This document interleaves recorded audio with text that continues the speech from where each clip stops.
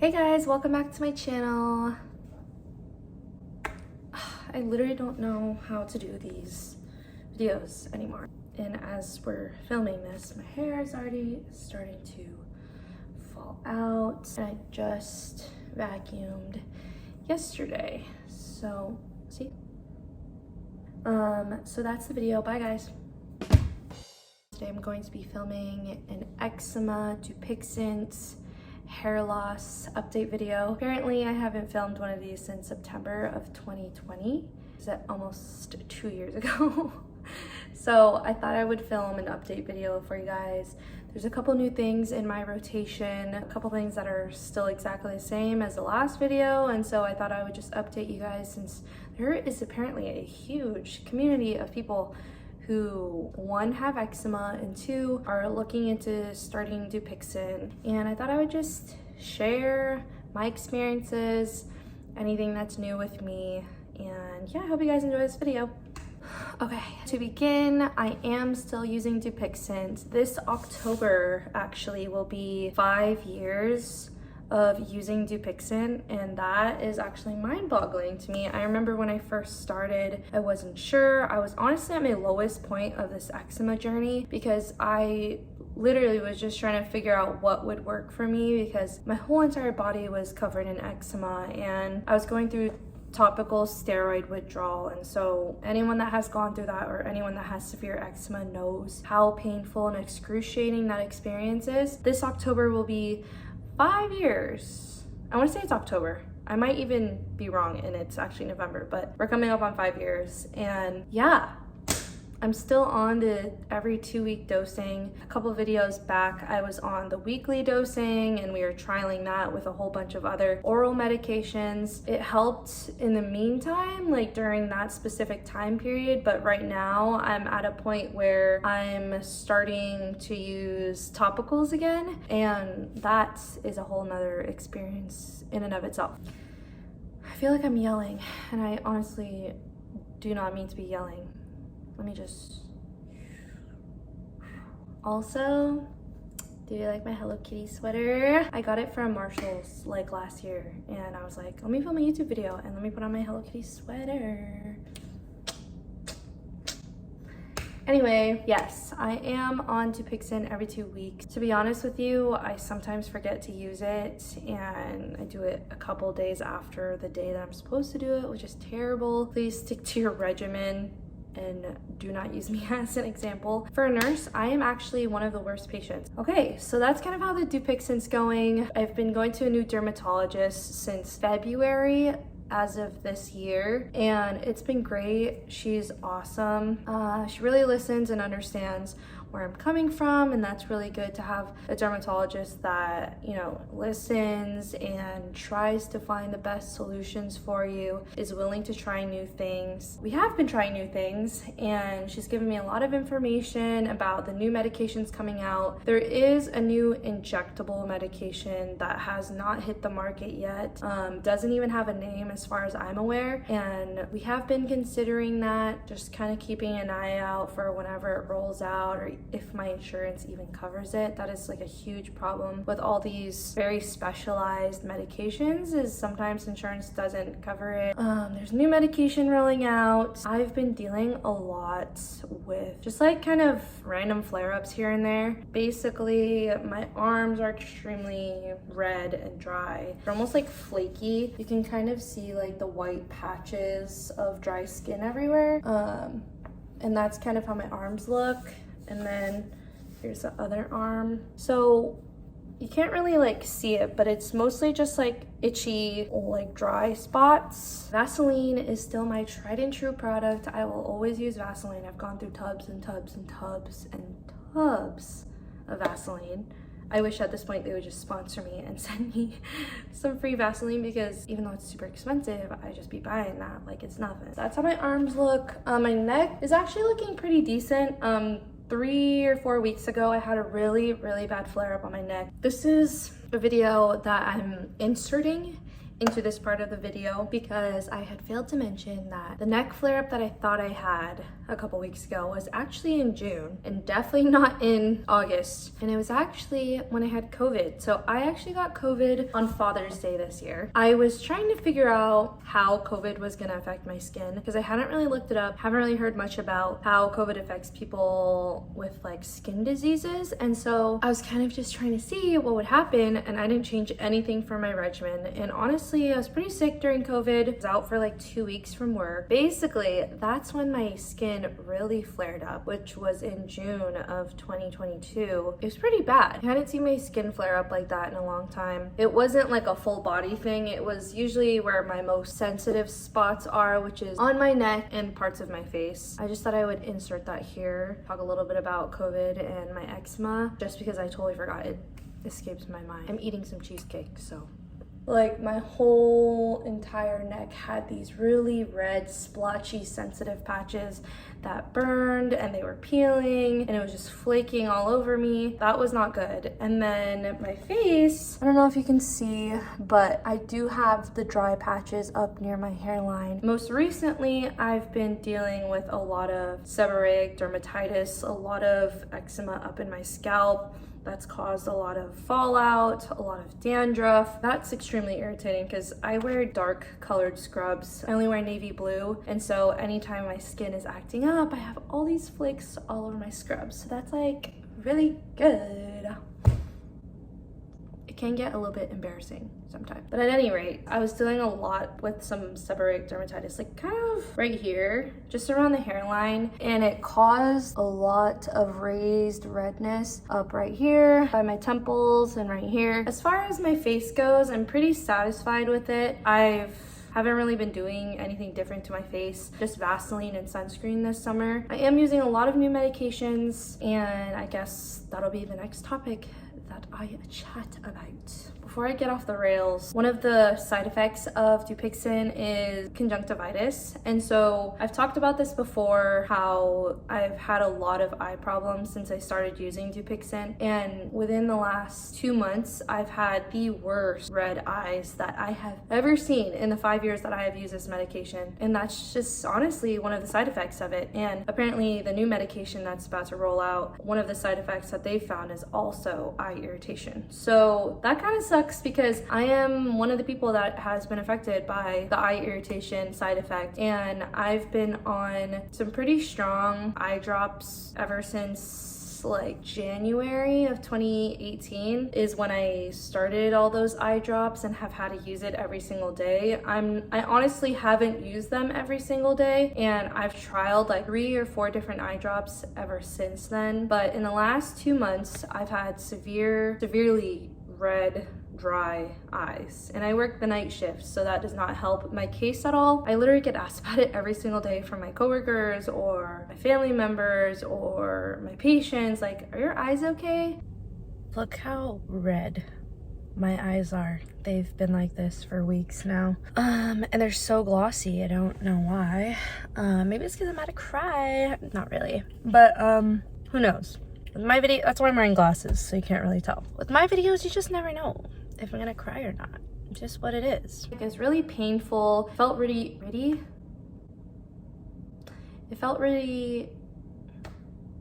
bro.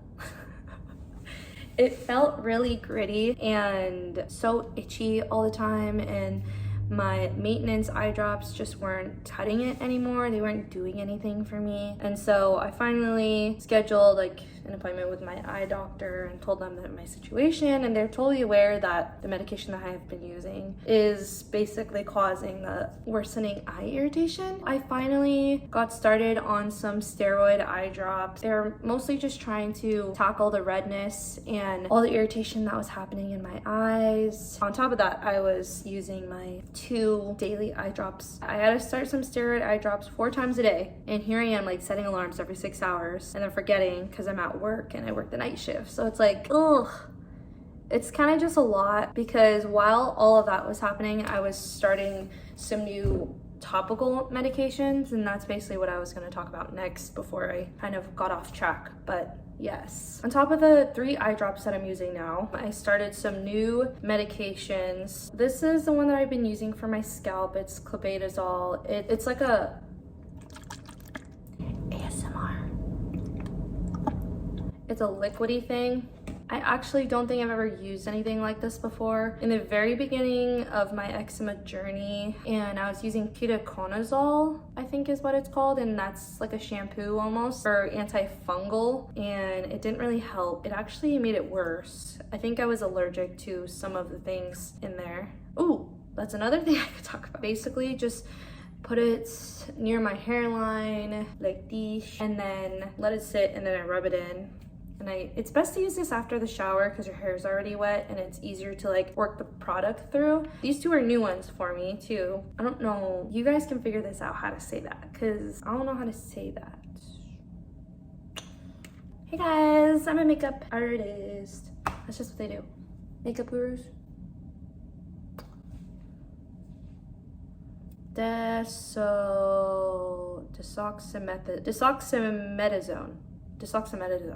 Desoxymetazone cream. I was very hesitant to use this because creams typically make my skin burn. I haven't really noticed that with this product. And this is the other one that I've been using, Desinide. I use this on my face, on my neck, and on my like décolletage. Oh, she's so fancy. That's kind of been my combos lately. I use a lot of medications, and I'm 23 now, so it honestly sucks to be using this many medications for as young as I am. So every 2 weeks using the Dupixent, and then every day I use 3 different eye drops, and then every day I use these 3 products as well. And then I just seal it all in with some Vaseline. Granted, some days I miss and I forget to use these things, or I'm too lazy, or I'm too sad, too much going on in my life, and that's fine. I kind of brought something up earlier, like when I was talking about those medications. Also, do not mind my laundry. I did laundry last night and it's just sitting on my ottoman.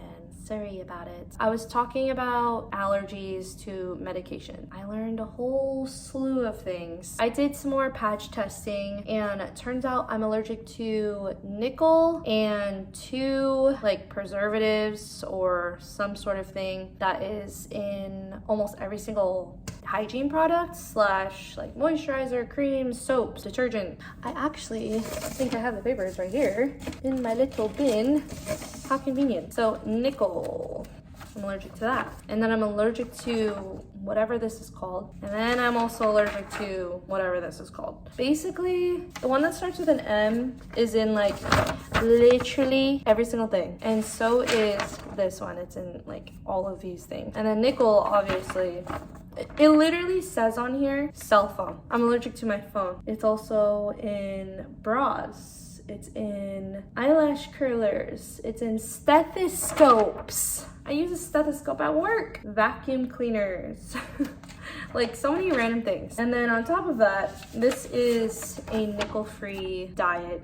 I haven't really like been following this because with all of these things that I'm showing you, it's show and tell at this point, babes. This video is show and tell. At this point, it's just too many things. Too many things going on. And I'm not gonna be mentally well if I try to like go on a diet right now. Yeah, I think I only have 2 brain cells left, so. Anyways, okay, I told you about the medications. I told you about how Dupixent's going. Literally no change. It's just like a stabilizer medication for me, and it keeps me kind of at bay. And then these medications are like my supplementation for flare-ups, which is good because I wasn't using anything. And then I dealt with some new diagnosed allergens. My doctor even told me that I should tell my work that I, like HR, that I have new allergies because it's in the hand sanitizers and the soaps at the hospital. So I have been paying no mind to any of that stuff. And then I guess the last thing to talk about is hair loss. I'm a dog. Honestly, I don't need a pet because I am my own pet. I be shedding left and right all over this floor, even though I just vacuumed yesterday.